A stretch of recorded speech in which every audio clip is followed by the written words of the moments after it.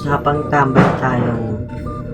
Alam niyo bang magandang benefits ng pagiging tambay?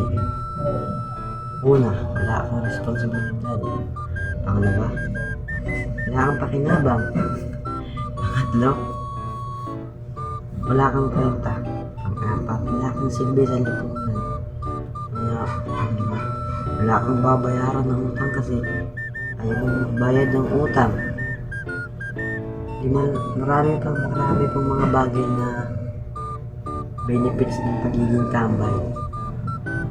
Hindi ko lang na-discuss dito kasi hahaba yung video natin. Pero marami yung benefits. Kagaya ko. Kagaya, tambay ako. Ngayon, hindi ko alam kasi tambay. Hindi pa nga ako dito. Punta mo na dito.